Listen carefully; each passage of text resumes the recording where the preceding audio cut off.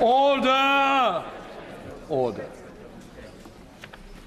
The House has directed the Speaker to make a statement at the beginning of each session about the duties and responsibility of honourable members. I begin by reminding members of their duty to observe the Code of Conduct and the Behaviour Code agreed by the House, and to behave with civility and fairness in all their dealings. Unacceptable behaviour that doesn't meet the standard of these codes will be dealt with seriously, independently and with effective sanctions. The House asserts its privilege of freedom of speech. That privilege is enjoyed by members of Parliament only in their work in proceedings of this House. As private individuals, we are equal under the law with those who we represent. This privilege is there to ensure that our constituents can be represented without fear or favour. It is an obligation upon all of us to exercise that privilege responsibly. The Speaker does not have the power to police the accuracy of members' contributions. Unfortunately, it is incumbent on all members to be accurate in what they say in this House and to correct any mistakes as soon as possible. All members, including ministers, should take the responsibility in this House seriously. I remind ministers that the government's own ministerial code make clear that important policy announcements should be made in the first instance in this House when sitting, and some people seem to have short memories.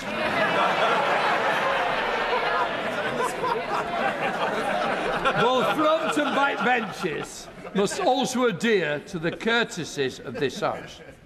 That includes informing other members in advance of visits to their constituencies, except purely private purposes. I remind all members that it's important that they are able to raise matters with me, seek guidance from the clerks freely, and for that reason, any such conversations and correspondence should be treated as confidential. I want all members and everyone in the parliamentary community to be able to go about their work safely online, here in Westminster and in their constituencies. We have a duty to be vigilant and to assist those whose job it is to keep us safe. Finally, I want to say something about how we treat each other and the language we use in the chamber. What we say and how we say things in this House matters. It is and has an impact on colleagues, on those who follow our proceedings and the wider political discourse across the country. Members should be heard courteously, whatever their views, but in this place we are all honourable members. And while I expect robust political debate, I will not accept undignified language or improper criticism of individual members. Our constituents expect us to focus on the very serious issues that they care about, rather than making cheap attacks on each other. If a member falls short of the standards expected of us all, there are ways of dealing with that, but not by accusations made as sideswipes during questions or debates. If we fail to treat each other with respect in debate, that diminishes our work and risks raising the temperature of discussions outside this place, particularly on social media, which already too often descend into abuse against members and others. I expect members from all sides to treat each other with respect. Before moving to the first business of the new session, I'd like to express my very best wishes to all honourable members and to all those who work for the House and work for members, for the continuing support they provide to us. I've got to say, they are the unsung heroes. So thank you all for working with members and working in this House. I now call upon the Clerk of the House. Outlawries Bill. The echo is very good. I have to acquaint the House that this House has this day attended His Majesty in the House of Peers, and that His Majesty was pleased to make the most gracious speech from the throne to both Houses of Parliament, of which I have for greater accuracy obtained a copy. I shall direct that the terms of the speech be printed in the votes and proceedings. Copies are available within the vote office.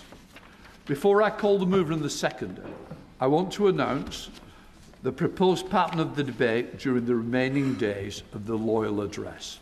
Today, debate on the address. Tomorrow, Getting Britain Working Again. Monday the 18th of May, Back in Business to Create Economic Growth. Tuesday the 19th of May, Energy Security. Wednesday the 20th of May, Defence Readiness. I now have the privilege to call Naz Shah to move, and then I will call Chris Vence to second the address. Naz Shah.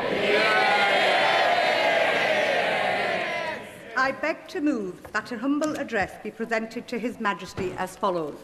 Most gracious Sovereign, we, Your Majesty's most dutiful and loyal subjects of the Commons of the United Kingdom of Great Britain and Northern Ireland, in Parliament assembled, beg leave to offer our humble thanks to Your Majesty for the gracious speech which Your Majesty has addressed to both Houses of Parliament. It would be remiss of me not to say a few words about the outstanding state visit by His Majesty to the United States. We saw eloquent oratory, remarkable wit and genuine statesmanship from His Majesty, presenting President Trump with the original brass bell, inscribed with his name before he was even born, from the Second World War submarine HMS Trump, suggesting that if they needed to give us a ring, was a masterstroke in diplomacy. His Majesty returned, very humbly of course, having secured the lifting of trade barriers on Scotch whisky. Given the performance, I was rather worried His Majesty might come back with the 13 colonies as well.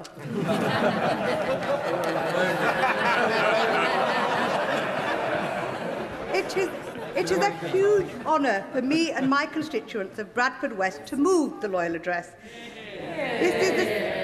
This is the second time my constituency of Bradford West has been honoured in this way.